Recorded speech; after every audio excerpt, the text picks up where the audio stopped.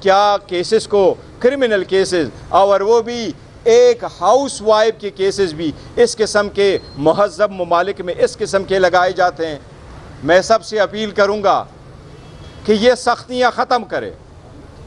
عوام کی برداشت کی بھی ایک حد ہوتی ہے، سختیاں بڑھے گی، دوریاں پیدا ہوگی تو ریاست خطرے میں پڑتی ہے، ریاست کا حسن ختم ہو جاتا ہے۔ جو لوگ قابض ہوتے ہیں ان لوگوں کے ساتھ ایسا ہی آ جاتا ہے جس طریقے سے مستقبل آپ نے انجام دیکھا، چاہے وہ بنگلہ دیش ہے چاہے وہ نیپال ہے۔ عوام کے ساتھ سختیوں کرنے سے ایسے انجام کو لوگ پہنچتے ہیں۔ اللہ نہ کرے ہمارے ملک میں ایسا ہو، لیکن میری یہ دعا بھی ہوگی کہ اللہ کرے یہ چیزیں ختم ہوں تاکہ ملک صحیح ڈگر پہ چل پڑے۔ آمین۔ دو سوال کرنا چاہوں گا۔ ایک تو یہ سوال ہوگا کہ سپریم کورٹ کے کچھ ججز نے لیٹر لکھا چیف جسٹس کو، اس کے حوالے سے بتا دیے گا۔ اور دوسرا سوال ہے، دیکھیں ججز صاحبان نے لیٹر لکھا ہے، بالکل ضرور لیٹر لکھا ہے، اور یہ صرف سپریم کورٹ والوں نے نہیں لکھا بلکہ اسلام آباد ہائی کورٹ نے بھی لکھا تھا۔ دو قسم کے حقوق لیٹر لکھے جاتے ہیں، ایک وہ والے جو اپنے سینیارٹی کے لکھے تھے، ایک وہ والا لیٹر اسلام آباد ہائی کورٹ نے لکھا تھا جس میں انہوں نے اپنی اوپر پریشر ڈالا تھا۔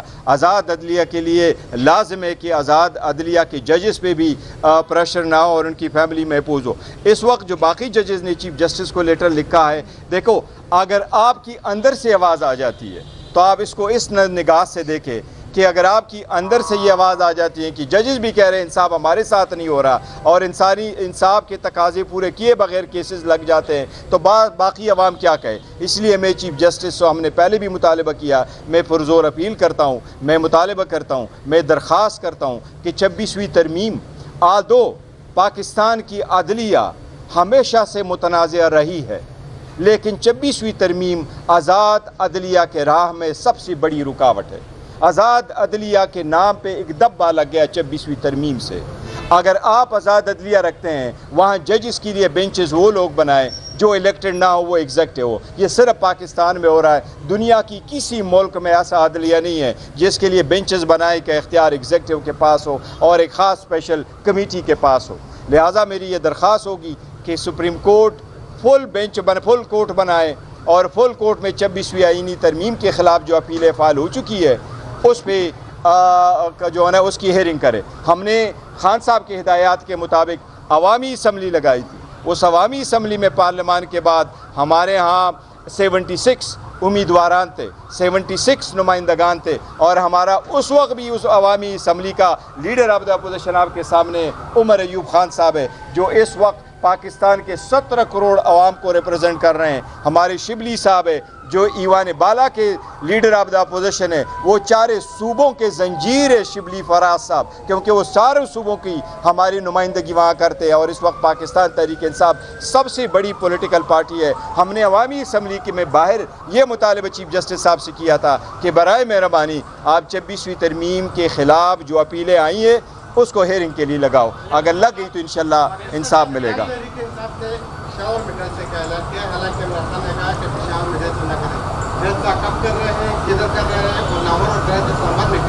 دیکھیں یہ خان صاحب ہی کی ہدایات تھے، اور ہدایات جس وقت دی تھی تو میں خان صاحب کے ساتھ ہی تھا، اور اگست میں انہوں نے ہمیں ہدایات دی تھی کہ آپ سپٹمبر میں جلسہ کریں۔ پھر خان صاحب کو ہم نے یہ میسج ضرور پہنچایا کہ اس وقت جو صورتحال ہے فلڈ کی، چاہے وہ KPK میں، چاہے پنجاب میں، اور اسی طرح سندھ میں بھی ہے، اور ابھی تک وہ حالات میں نے خود دیکھ کے میں آیا ہوں، بڑے برے حالات ہیں، اور اس جلسے میں جس میں سے ہمارے ساتھی پنجاب سے بھی آئیں گے اور ہمارے ساتھی سندھ سے بھی آئیں گے، اس لیے خان صاحب سے ہم نے ریکویسٹ کی ہے جلسہ ضرور ہوگا انشاءاللہ، بہت بڑا جلسہ ہوگا، علی امین خان صاحب آرگنائز کریں گے، خان صاحب نے ان کو ذمہ داری دی ہے، پشاور میں ہوگا، اور انشاءاللہ تعالیٰ مور لائکلی سپٹمبر کے اینڈ میں ہوگا، لیکن اگر بیک فورتھ کوئی ڈیٹ ہو جاتی ہے فلڈ کی وجہ سے وہ خان صاحب کی نہیں، وہ ہوگا پشاور میں، جلسہ پشاور میں ہوگا۔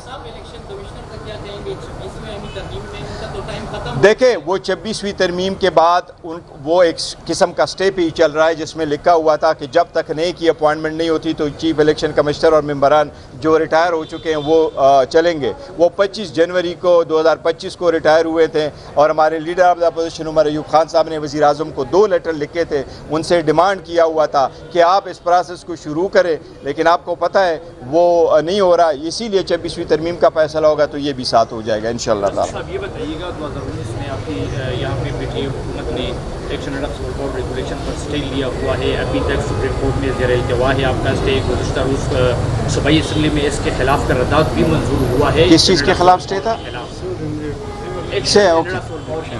ہاں. تو کب پی ٹی آئی یہ اسٹے واپس لے رہی ہے سپریم کورٹ سے؟ نہیں دیکھو, مجھے اس کی زیادہ تفصیل کا نہیں اندازہ کہ کس قسم کے اسٹے انہوں نے حاصل کی ہے, اور اگر کوئی لا ہے. دیکھو, ایکٹ ان سول پاور جو ہے وہ ایک کنسٹیٹیوشنل پروویژن آرٹیکل 243 وغیرہ میں موجود ہیں. ایکٹ ان سول پاور موجود ہے, اور ہم یہ چاہتے ہیں کہ ایکٹ ان سول پاور بھی ہو, لیکن اس میں کوئی ایسی اقدامات نہ ہو جس میں سے عوام کی بنیادی حقوق کو آپ حلب کریں. کیونکہ ایکٹ سول پاور آ جاتا ہے, چاہے وہ زلزلہ ہو, چاہے طوفان ہو, چاہے بارش ہو, چاہے سیلاب ہو. ان صورتحال میں آپ لے سکتے ہیں. دہشت گردی سے نمٹنا ہو, دہشت گردی ایک ناسور ہے, ختم ہونے چاہیے, اس پہ سیاست نہ ہو, اس کے لیے کوآرڈینیٹڈ ایفرٹس ہو, سب اکٹھے ہوں. ہم آدو اپوز کرتے ہیں کیٹیگوریکلی صوبے میں کہ آپریشن نہ ہو, عوام دربدر نہ ہو, وہ ڈسپلیس نہ ہو, لیکن یہ ختم ہو. لیکن جہاں تک اس کا تعلق ہے وہ ایک آئینی پوائنٹ ہے, ایکٹ ان پارٹ. لیکن قرارداد اسمبلی کی قرارداد کی عزت ہونی چاہیے, اور اگر اسمبلی کے منتخب نمائندگان جیسے حکومت چاہتے ہیں ہونا بھی ایسے چاہیے. اور عدلیہ سے میں درخواست کروں گا کہ وہ ان کی لائٹ کو ضرور کنسیڈر کریں. حکومت ہے وہ سیلاب افغان کو امداد نہیں دے رہی ہے, سعودی سے جو امداد آیا تھا ان کو بھی روکا گیا ہے, اس حوالے سے کیا کہیں؟ دیکھیے, آپ کی بات درست ہے. میں نے اسمبلی کے فلور پہ بھی اس بات کو اٹھایا تھا کہ جب آپ کے پاس ایسی آفت آ جاتی ہے تو یہ ایک صوبہ اس کو نہیں نمٹ سکتا.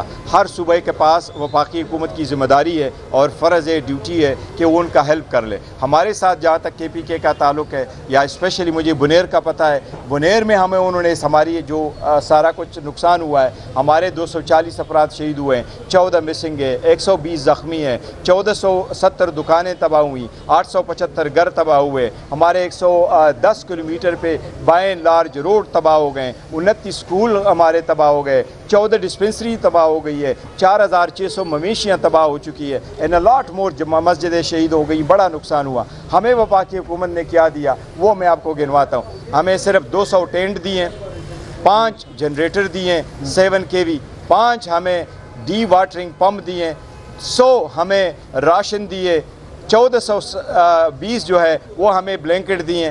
دیٹس آل ہمارے پاس. اور وفاقی حکومت نے کوئی اور 500 کلو کے ہمیں میڈیسن دیے. یہ چیزیں دی ہیں. اس کے اندر ٹاپ ہمارے 240 بندوں میں سے صرف 40 کے لیے انہوں نے 20 لاکھ روپے پر ہیڈ جو ہے ہمیں وہ چیک دیے ہیں, باقی کوئی نہیں دیے.